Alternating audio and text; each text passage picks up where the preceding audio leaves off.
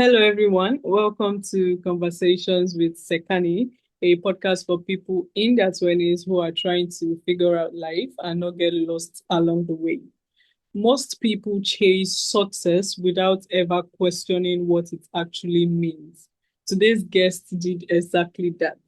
Alex Kain is an entrepreneur and systems thinker and the founder of The Philosophy, a movement challenging how we define success, happiness, and responsibility. After years of building businesses and optimizing systems, he started asking a bigger question: what if the system itself is flawed? This is a conversation about thinking differently, questioning the defaults, and finding your own North Star. Okay, Alex, welcome to Conversations with Sekani. It's a pleasure to have you here. Thank you, Joy, for having me. It's a pleasure to be here. All right, so yes, I heads up, right? We're going to be diving a little bit into your 20s. My 20s, I can't remember that far back. Okay, so yeah, in your early years, right, you were drawn to entrepreneurship. So what did success look like to you in your 20s or when you were much more younger, rather? A lot more younger. Look, I guess for me, I always wanted to be an actor, actually. That's Hmm. what I really wanted to do. So I did a little bit of acting on stage, some commercials, a little bit of things like that. I went to university. And I did one semester of an arts degree and then I dropped out. Why? Because I was going to be a world famous actor. So that's what I decided I would do. And that just led to a whole series of different jobs trying to make ends meet because, trying to become a famous actor is a hard job. So I took on lots of jobs. I worked as a private investigator. I worked in a dating agency. Hmm. I did a lot of things. And that led me to just experiencing life from lots of different perspectives. And at some point, I decided, well, particularly as an actor, you're always at the whim of someone else to choose you, right? You Hmm. go for an audition, you're not in control. So I decided I'd go into business because then I could run it my way. It's my thing. I've got control. And if it succeeds or it fails, it's all on me. I'm not relying on someone else. So I started a whole lot of businesses, mainly in the tech space. I was one of the earliest internet service providers. And I've done a lot of other things around that. And I guess, like most young people, you're just chasing success, success as it's been modeled to us. Um, and I did that for a number of years because that's what the system said we needed to do. But then at some point, I started questioning everything, and that's how the whole book and everything came about. Hmm. All right. So, like you said, every young person's out there, especially now, we are all chasing success. But I believe everyone has a different definition of success.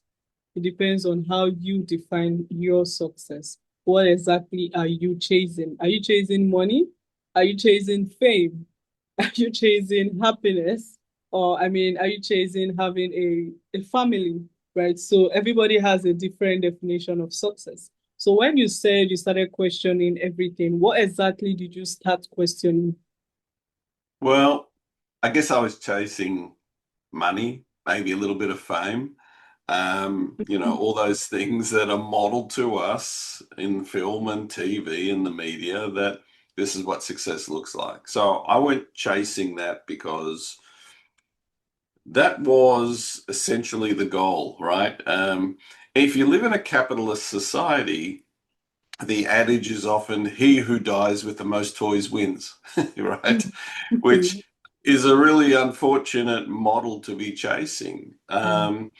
So, at, I guess when I was finding that success for myself from a financial point of view, I looked around and I thought, there's a lot of people doing it pretty tough. And I don't feel like success means that I should just stay in my lane and climb to the top of that mountain for myself while those around me are doing it tough. that did not seem like a true definition of success for me or for society. So I questioned that and I said, well, hang on a minute. What is causing society to have such huge inequities? mm, Why do some people have so much and others have so little? And why do we allow this to perpetuate? Um, and so the book is my attempt at trying to level the playing field and just let us get onto the right track and see an alternative way that we could be. mm. All right, well, okay.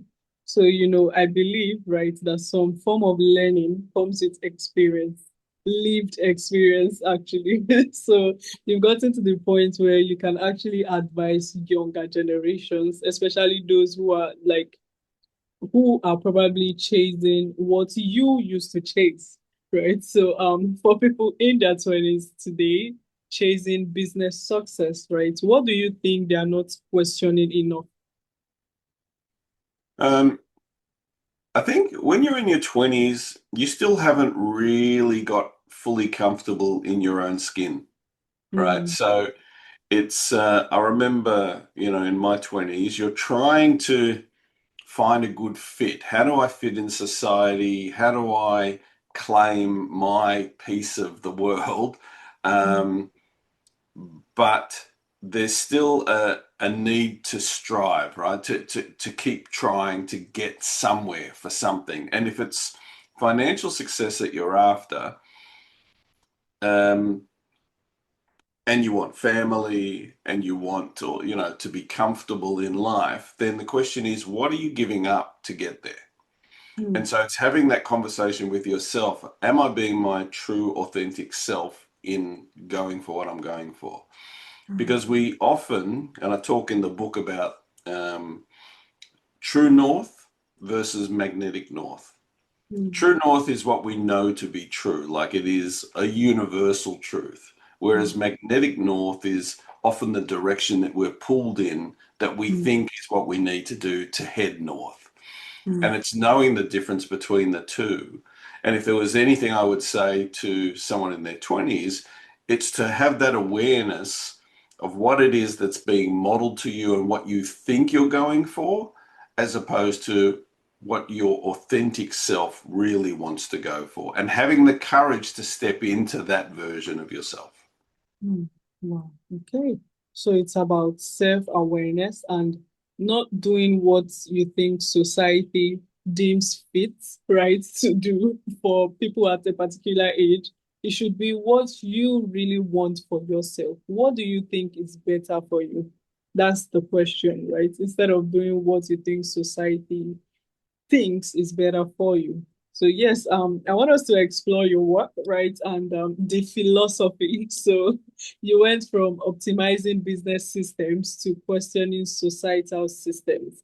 So what exactly triggered that shift for you? Um, it may be something to do with age. You get to the point where you've got family, you've Mm, acquired some success, and you ask yourself, is this all there is?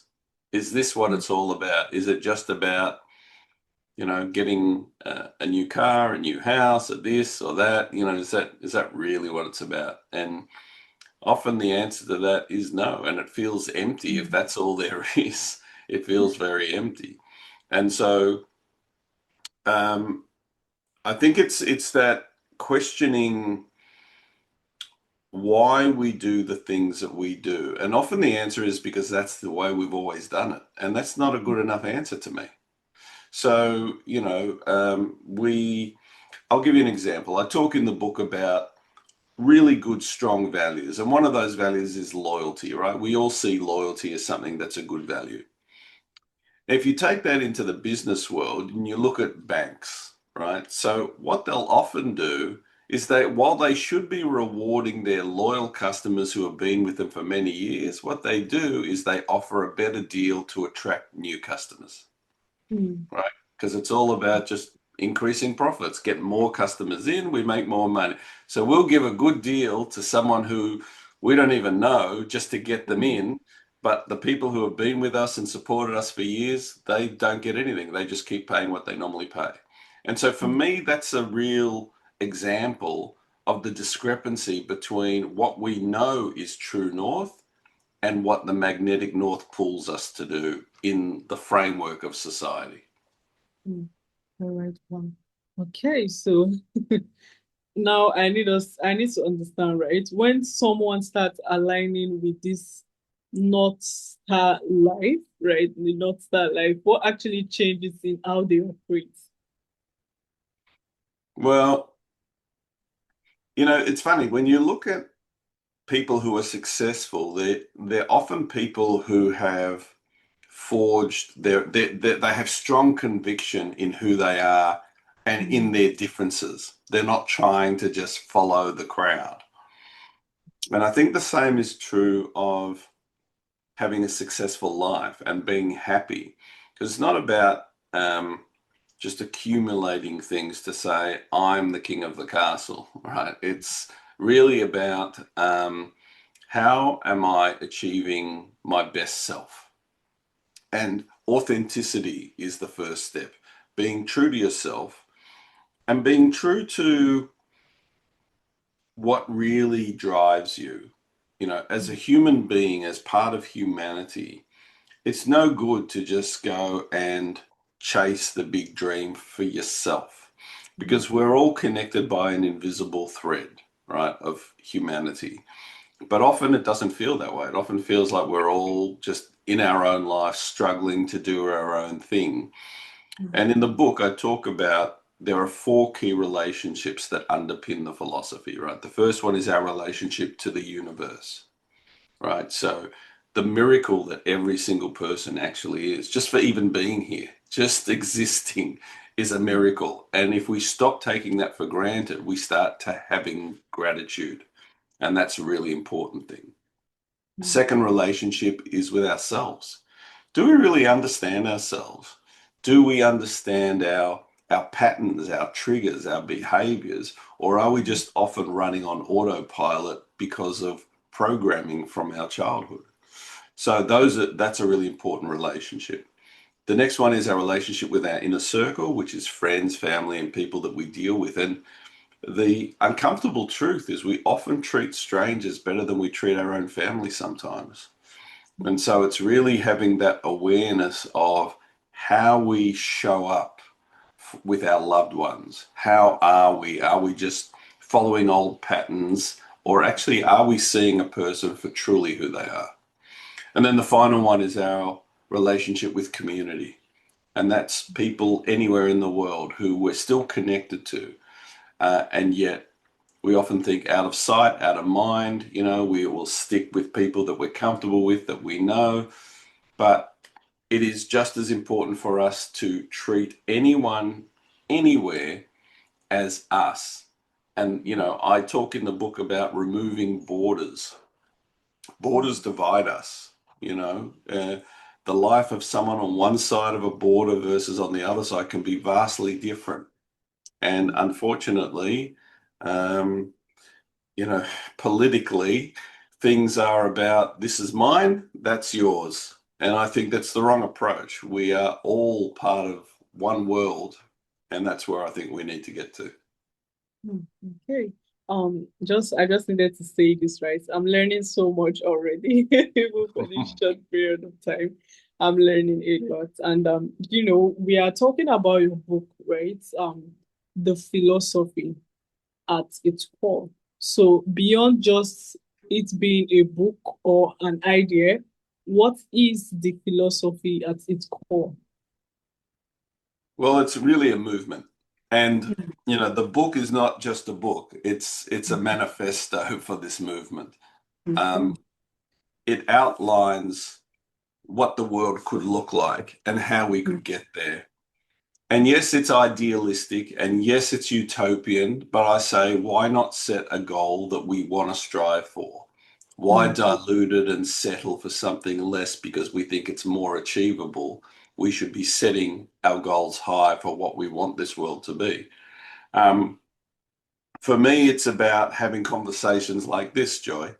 This mm, is really what it's about, letting people into the ideas of the philosophy. Because I think there are a lot of people around the world who are trying to tackle these inequities in their own way. Um, but, there are ways, I almost see it that we're too far gone, right? And it's too hard Mm, for us to try and fix what is. So the book actually talks about the way to address it is not through trying to fix us to be mm, better. It actually starts with re-engineering the next generations through the mm, education system, and not the current education system that we know, but really teaching respect, empathy, gratitude mm, in school as importantly as you would teach maths and science. And I think it's that pathway that will lead us to see a whole change in humanity over the next few generations. It's not an overnight fix, but I see it's a way that we can actually change who we are as humanity, and that will therefore change how we see each other. And that's when we start to see those things from the book actually come into fruition. mm. Exactly one. I also think so, right? I think this book should, in fact, the idea, right, the philosophy, like you said, like the book is more like a manifesto to the philosophy itself.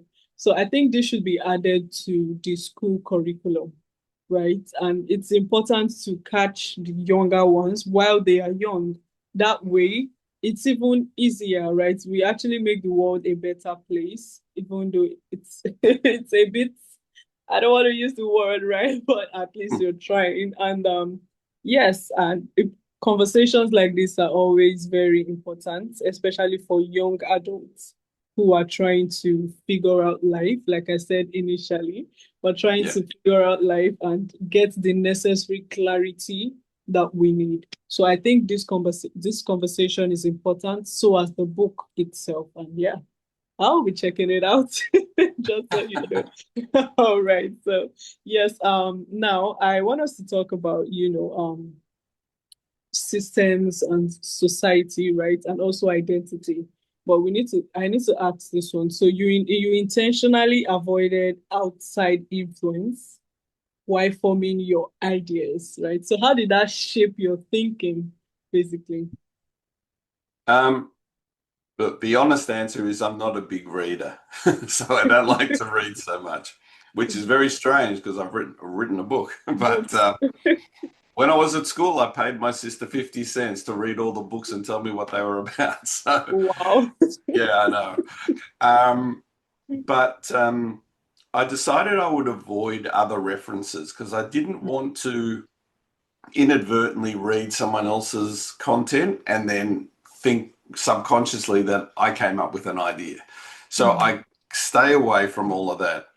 And the reason I did that was I thought that if I came up with ideas that even were similar to other people's ideas, that's less about copying them and more about them just being universal truth, right? Because if we all come up with similar ideas, well, maybe there's something to that, that we all have this inherent belief about some of these ideas. And so that's was really my principle in writing the book, was that I would stay away from other things. I would write it all down. And then afterwards, I went back and researched other people's material, and I even added in a few references.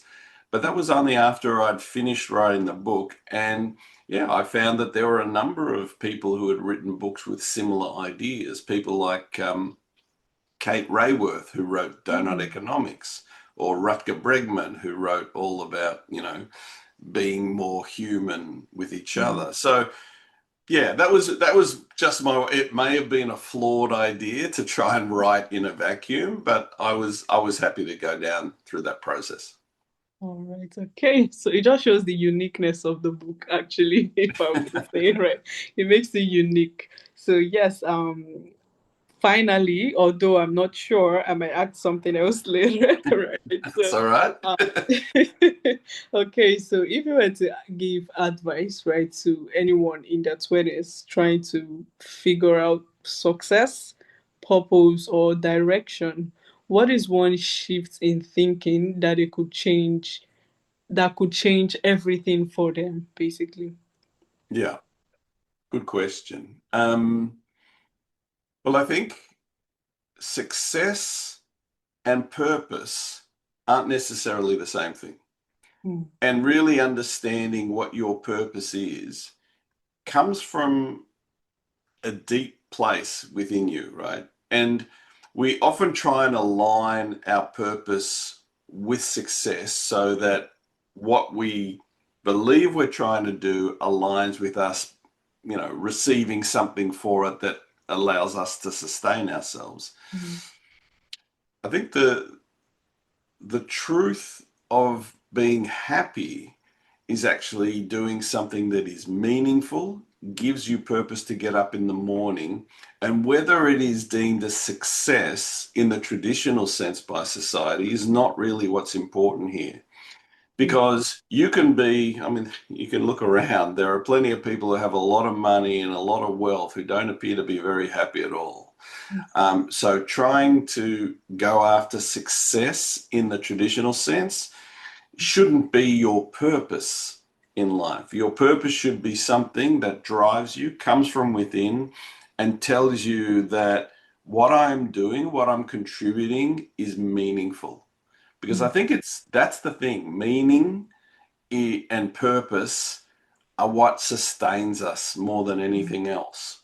Because if we've got nothing to get up in the morning for, what are we doing? What are we doing with our lives? But what I'm saying is that doesn't necessarily equate to a job. Your purpose in life might be you might love volunteering. You might love helping others who are less fortunate.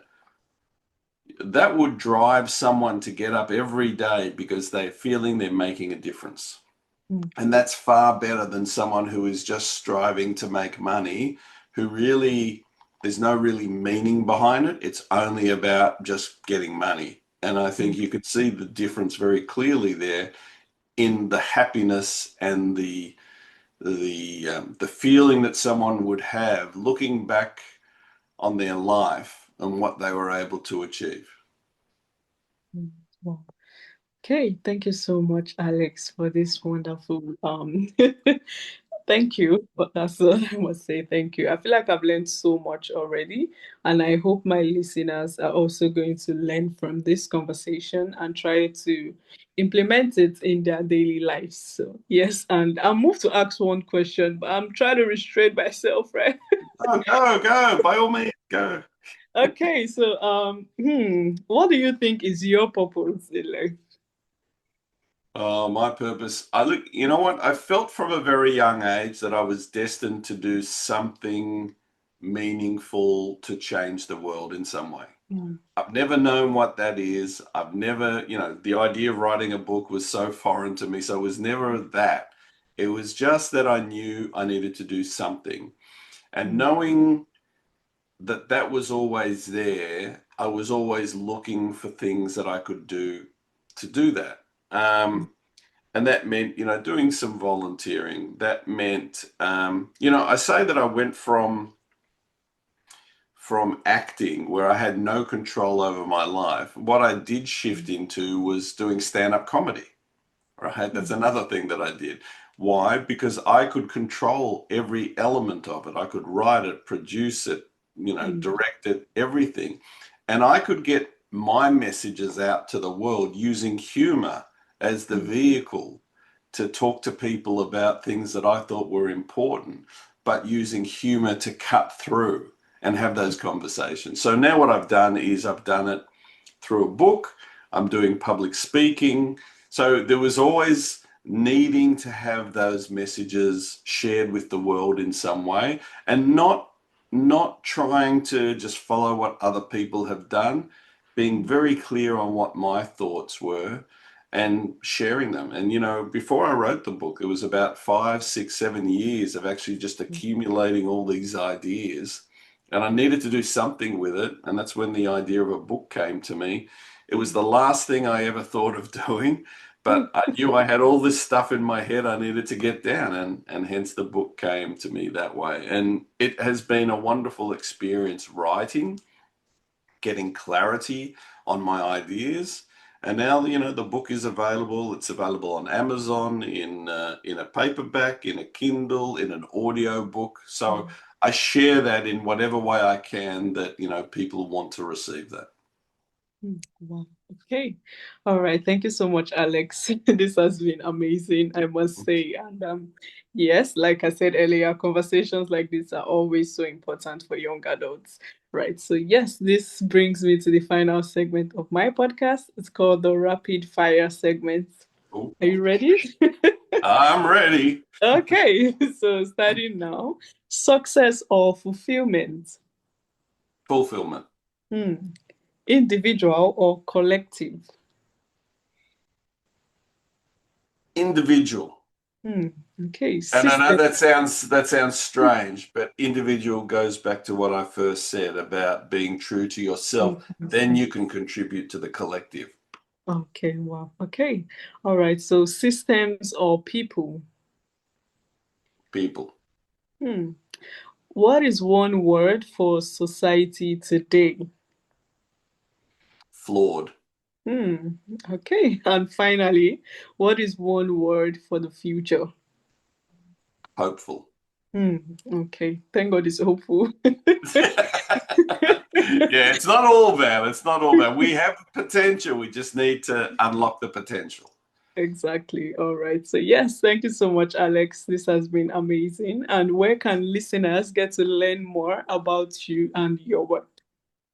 So you can find out more about the book and about me. It's at thephilosophy.net is the website.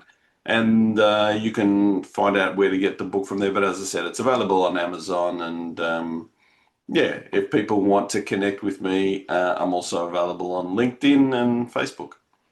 Hmm. Okay, the philosophy. All right. I'm just saying it because I want to check it out after this.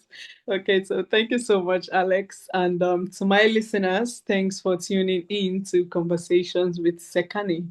If this episode sparked something in you, just as it did in me, make sure to share to someone who you think might need this and also subscribe so you don't miss out on new episodes. Thank you so much, Alex. Do have a wonderful day. Thanks, Joy. Bye.